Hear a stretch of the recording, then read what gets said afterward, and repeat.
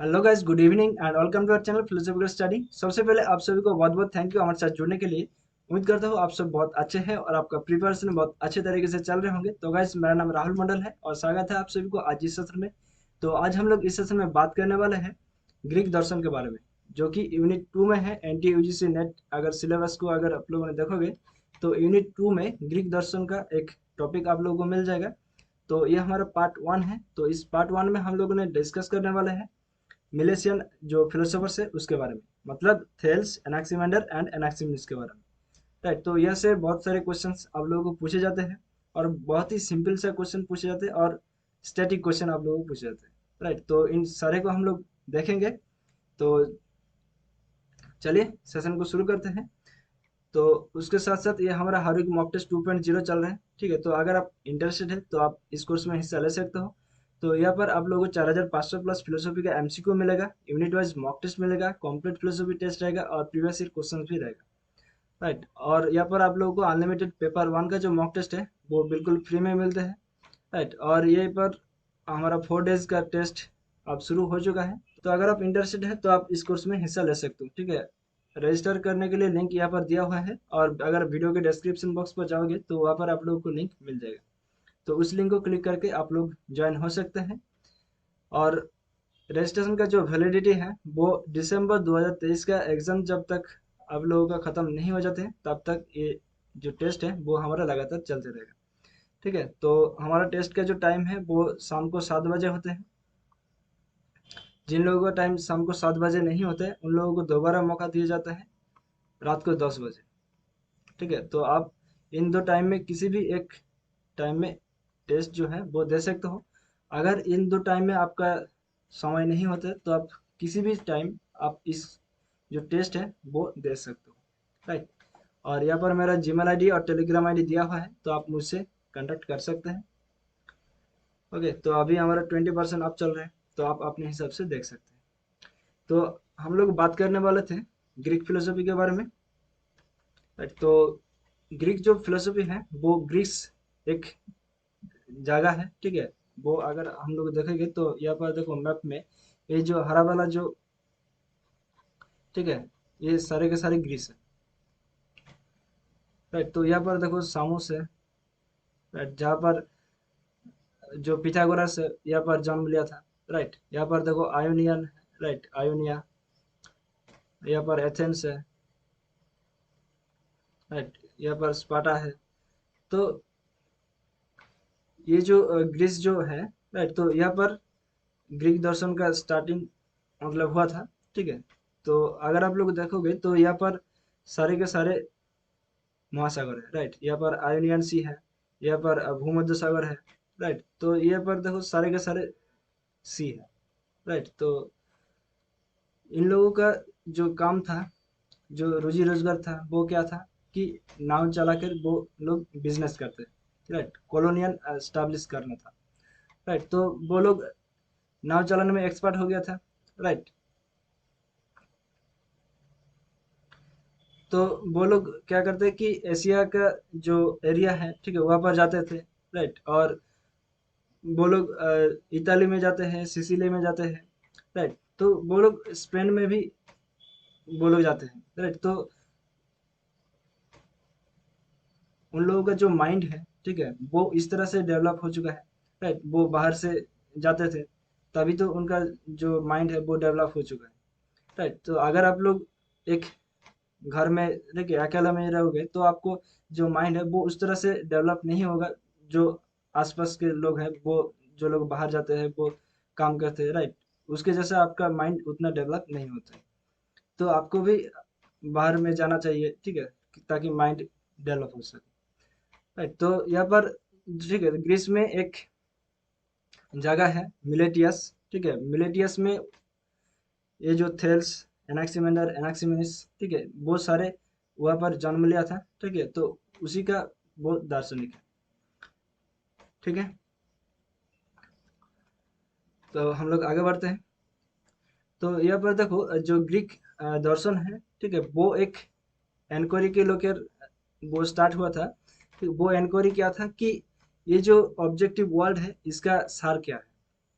Right. वो objective world किससे उत्पन्न हुआ है, राइट। ये जो इतना बड़ा यूनिवर्स है वो किस चीज से लेकर वो उत्पन्न हुआ है, राइट। पहले ये था, ठीक है। धीरे धीरे वो एक शिफ्ट होने लगा है, ठीक है।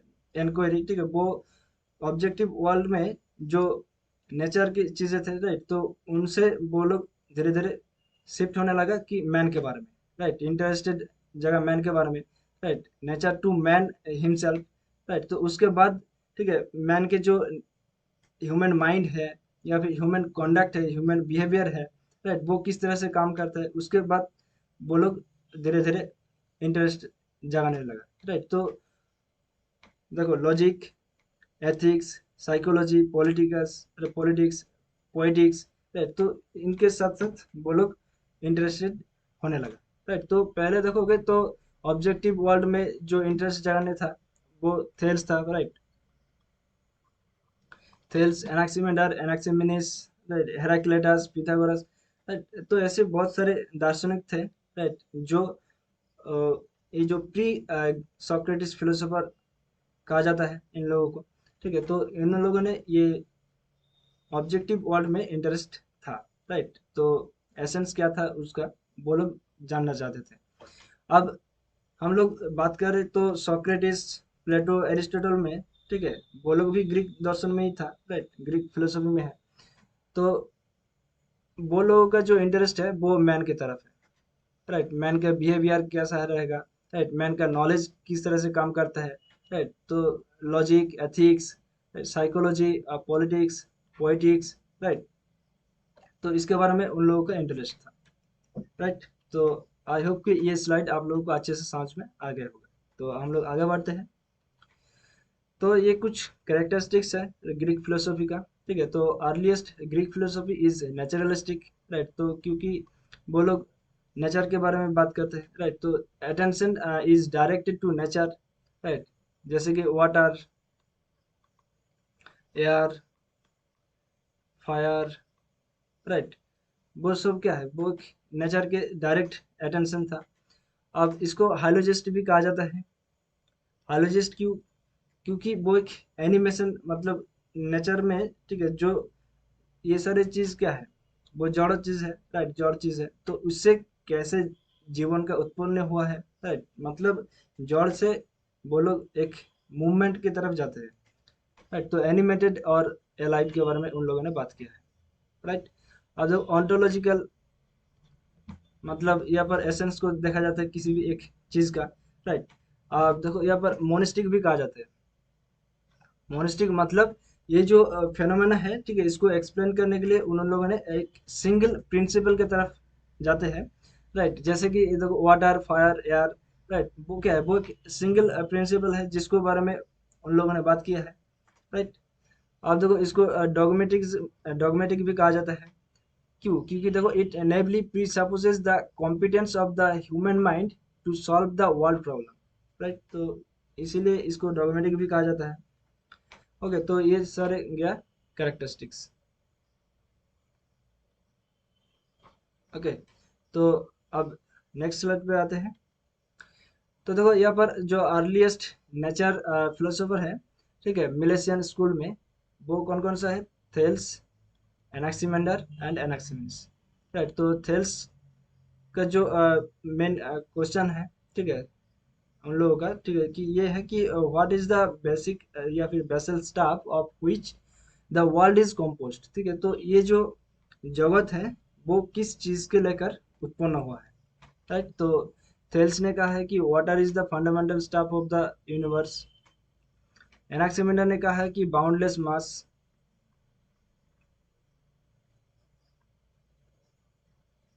एनाक्सिमेंडर ने कहा है कि एयर, राइट।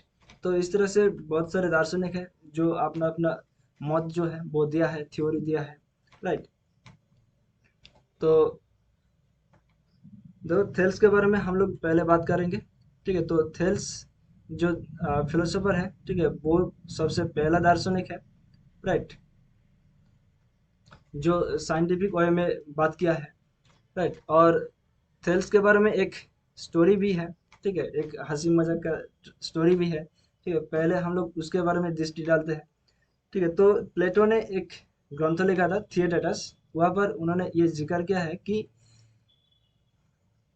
थेल्स जब वो आसमान की तरफ देखता था, जो स्टार्स होते हैं, ठीक है, तो वो स्टार्स को देखने से वो इतना सोच में डूबे रहते हैं कि वो एक बार कि कुआं में गिर गया था। राइट। तो जो चीज है कि यही है कि वो इतना सोच में गहरे थे कि नीचे जो, ठीक है, पैर के नीचे खाई है या फिर कुआं है, वो उसको दिखाई नहीं दे रहा। ठीक है। तो ये एक था। और एरिस्टोटल ने एक बात किया है कि थेल्स के बारे में कि थेल्स पहले एक गरीब हुआ करता था। राइट। गरीब फैमिली से रहता था। तो उन्होंने ये दार्शनिक बनकर वो इतना पैसा कमाया कि वो उसका जो गरीबी है वो मिटने लगा। ठीक है। तो थेल्स ने एक प्रेडिक्ट किया था, ठीक है, वेदर के बारे में कि इस बार वेदर अच्छा जाएगा या फिर बुरा जाएगा। ठीक है। तो वो एक काम करने लगा। ठीक है। तो वो एक फार्मिंग किया था जलपाई के बारे में। ठीक है। तो वो जलपाई इतना ज़्यादा हुआ कि उसका गरीबी जो है वो मिट गया था। ठीक है। तो उससे ये भी एस्टेब्लिश होता है कि दार्शनिक होकर भी आप पैसा कमा सकते हो, लेकिन दार्शनिक होने के नाते पैसा कोई मायने नहीं रखते। राइट। नॉलेज जो है वो सबसे मायने रखता है। जो हमारा बिहेवियर है उसके बारे में हम लोगों ने मायने रखते हैं। राइट। तो थेल्स के थेल्स ने जो ये जो फंडामेंटल स्टाफ के बारे में बात किया है वो वाटर है। तो वाटर को ही क्यों उन लोगों ने चूज किया है, थेल्स ने, तो उसके बारे में हम लोग पहले बात कर लेते हैं। ओके। तो देखो वाटर में क्या है, रहते हैं कि यहाँ पर देखो वाटर सॉलिड होते हैं, लिक्विड होते हैं एंड वेपोरस फॉर्म में भी रहते हैं। राइट। तो सॉलिड के फॉर्म में हम लोग क्या आइस, आइस में देखते हैं। राइट। लिक्विड में तो वाटर ही रहता है, जो पानी है। राइट। और वेपोरस फॉर्म में जो बाष्प होने लगा है। राइट। तो बाष्प होने से वो क्या है, वेपोरस फॉर्म है। तो इसका कहना है कि सारे जगह पर वाटर है। राइट। तो वाटर से ही ये यूनिवर्स क्रिएट हुआ है। तो सन जो है, मतलब सूरज के किरण से वो वाटर हीट होने लगता है। राइट। जब वो हीट होते हैं, ठीक है, तब वो वेपोरस फॉर्म में वो आसमान की तरफ जाते हैं और एक बादल के आकार में जम जाते हैं। राइट। फिर से वो बादल से बारिश के रूप में इस धरती पर गिरते हैं। राइट। और ये धरती एज्यूम कर लेते हैं। इसका थ्योरी यही है। राइट। तो इससे हमारा जो लाइफ है वो उत्पन्न हुआ है। ठीक है। और वाटर को उन लोगों ने क्यों कहा है कि हमारा जीवन धारण करने के लिए सबसे नेसेसरी थिंग है वाटर। राइट। तो अगर आपके शरीर में 1% के कमी होते हैं वाटर की, तो आपको थर्स्टी फील होता है। राइट। आपको पानी पीना, फील पानी पीते हो आप। ठीक है। अगर 10% से कम हो जाते हैं हमारे शरीर में, ठीक है, पानी, तो आपका डेथ भी हो सकता है। ठीक है। तो आई होप कि ये आप लोगों को अच्छे से समझ में आ गया होगा। तो अब हम आगे बढ़ते हैं। तो आप देखो थेल्स के बारे में कुछ स्टैटिक्स नोट्स जो आप लोगों को पेपर में पूछे जाते हैं वो यही है। ठीक है। तो हम लोगों को ये भी जानना चाहिए। ठीक है। तो देखो एरिस्टोटल ने ये जिक्र किया है थेल्स के बारे में। ठीक है। कि देखो all things are full of gods. ठीक है। और ये जो जितना सारा चीज़ें हैं वो सारे के सारे गॉड्स के बारे में, गॉड से परिपूर्ण है, ईश्वर से परिपूर्ण है। राइट। और the earth is a flat disc floating on water. ठीक है। ये जो पृथ्वी है वो एक फ्लैट डिस्क की तरह है जो वाटर में भासमान रहते हैं। Right. And water is the material cause of all things. Right. मतलब ये सारे चीज़ों का जो कॉज है, मटेरियल कॉज है, वो है वाटर। ओके। तो ये सारे आप लोगों ने दिमाग पर बिठा लीजिए। ठीक है। अगर क्वेश्चन में वाटर आप लोगों को दिख जाए तो आप लोग सिंपली क्लिक करोगे थेल्स पर। ठीक है। तो ये जो थेल्स का जो फिलोसफी है, ठीक है, इसको पानी दर्शन भी कहा जाता है। ठीक है। तो आई होप कि ये थेल्स का जो टॉपिक है वो आप लोगों को अच्छे से समझ में आ गया होगा। अब हम एनाक्सीमेंडर के बारे में आते हैं। एनाक्सीमेंडर जो कि थेल्स का डिसाइपल है, मतलब शिष्य है।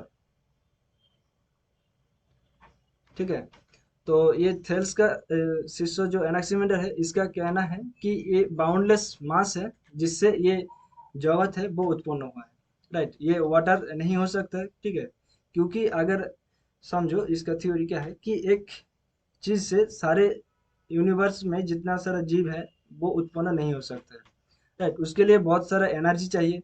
राइट, वो एक फॉर्मलेस में रहेगा। राइट, इनफाइनाइट एंड इटर्नल होगा। राइट, तो वाटर ये नहीं हो सकता है। राइट, इसका कहना यही है। तो देखो, Anaximander's fundamental stuff is formless, ठीक है, पार्टलेस, इनफाइनाइट एंड इटर्नल होगा। राइट, तो देखो, a formless general principle can account for the particulars is true for Anaximander. ठीक है, तो ये पार्टिकुलर्स के बारे में भी बात करते हैं। ये जो फॉर्मलेस है, ठीक है, वो क्या एक पार्टिकुलर्स को बारे में सही है। राइट, तो यहाँ पर देखो, according to Anaximander the world is governed by the opposite. Right, तो ये ऑपोजिट वर्क में काम करते हैं। राइट, ऑपोजिट वर्क में ये जितना सारा चीज़ें हैं वो एक ऑपोजिट डायरेक्शन में। तो देखो, the world according to Anaximander goes on because the opposite work. Right, वो सब विपरीत धर्मी के बारे में बात किया है। तो विपरीत धर्म के बारे में बात किया है, तो देखो, अर्थ, एयर, वाटर एंड फायर, ये सारे अल्टीमेट स्टाफ नहीं हो सकता है। क्यों? क्योंकि इन सारे का क्या ऑपोजिट कैरेक्टर रहेगा। राइट, तो आई होप कि ये स्लाइड आप लोगों को अच्छे से समझ में आ गया होगा। तो हम लोग आगे बढ़ते हैं। अब देखो, यहाँ पर भी कुछ स्टैटिक्स हम लोगों ने लिखा है। ठीक है, तो यहाँ से भी क्वेश्चन बनते हैं। तो आप लोगों को डायरेक्ट क्वेश्चन यहाँ से भी देखने को मिलेगा। तो देखो, एनाक्सीमेंडर ने कहा है कि at one time there was water everywhere on this earth. Right, तो ये क्या है कि थेल्स का डिसाइपल है, तो इसीलिए इसका प्रभाव इस पर कुछ है। ठीक है, कि उन्होंने कहा है कि एट वन टाइम, ठीक है, एक समय सारे जगह पर इस धरती पर वाटर ही वाटर था। राइट, तो उसके बाद क्या हुआ कि there are only watery creatures, मतलब ये वाटर से ही सारी चीजें उत्पन्न होता था। राइट, ये एनाक्सीमेंडर का कहना है कि वो थेल्स का शिष्य था ना। तो देखो, बाय ड्राइंग अप वाटर, ठीक है, ये जो जब वाटर सूख गया है तो लैंड अपीयर हुआ है। राइट, तो द अर्थ इज सिलिंड्रिकल। ठीक है, तो थेल्स ने क्या कहा कि the earth is flat disc, और इन्होंने क्या कहा कि ये एक सिलिंड्रिकल तरह है, सिलेंडर की तरह है। राइट, और the earth moves freely in space. ठीक है, और ये जो पृथ्वी है वो आसमान में, ठीक है, फ्रीली मूव कर सकता है। ओके, तो ये सारे स्टैटिक आप लोगों को याद में रखना होगा।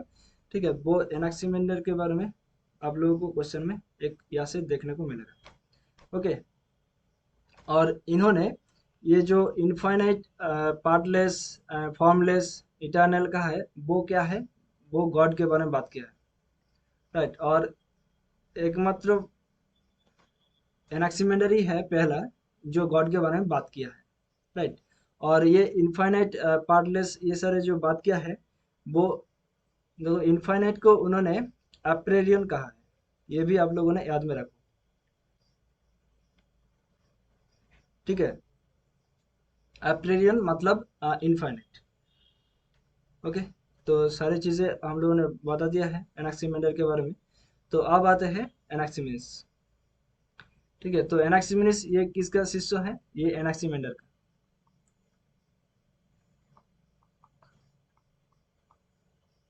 राइट, तो एनाक्सीमेंडर का शिष्य एनाक्सीमेनिस है।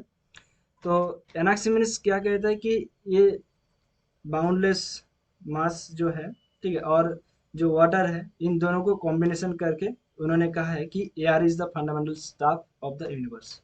राइट, तो ये स्टॉप नहीं है। ओके,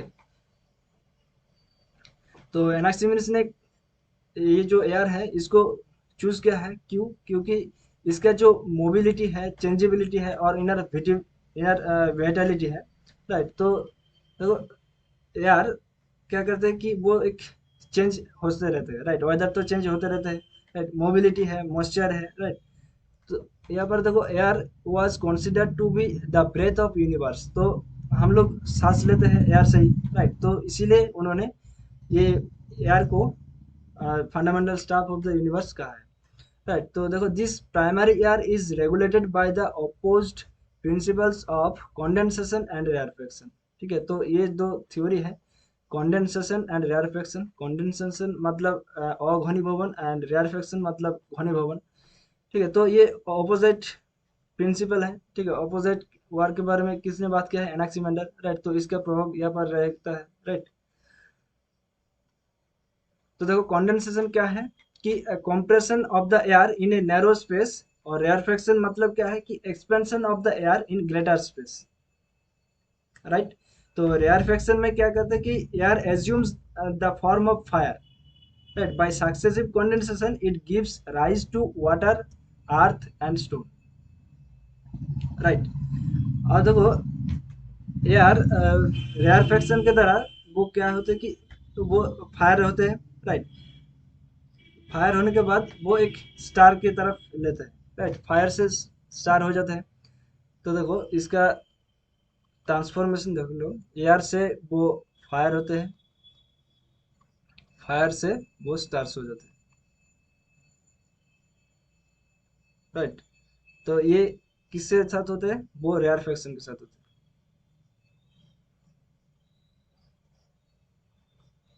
ओके, तो रेयरफेक्शन का जो ट्रांसफॉर्मेशन है वो यही है कि एयर, एयर से फायर, फायर से स्टार्स, राइट। और कंडेंसेशन में क्या होते हैं?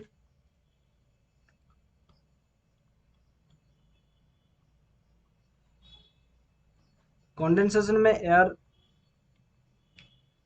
ठीक है, वो क्लाउड होते हैं, राइट। तो क्लाउड से वो वाटर होते हैं, राइट। अर्थ होते हैं, स्टोन्स होते हैं, राइट। रॉक होते हैं। तो बहुत सारी चीज़ें वो होते रहते हैं, राइट। तो ये दो थ्योरी है, वो क्या है, वो एक ऑपोजिट डायरेक्शन में है, राइट। रेयरफेक्शन में एयर फायर स्टार्स होते हैं, right. Air becomes fire, fire becomes stars. और कंडेंसेशन में क्या होता है कि air becomes clouds, clouds becomes water, earth, stones, rocks, right. बहुत सारे होते रहते हैं।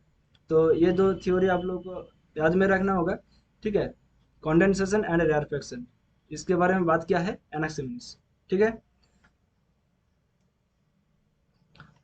ओके, तो अब ये जो सोर्स है, ठीक है, इससे इन तीन दार्शनिक नहीं था, राइट। और भी बहुत सारे हैं, लेकिन इसके बारे में हम लोगों को जानना जरूरी नहीं है, राइट। नाम जानने से क्या जाते हैं, तो हम लोग नाम सिर्फ जानेंगे। तो देखो हिप्पो, राइट, वो 5th सेंचुरी बीसी में आया था।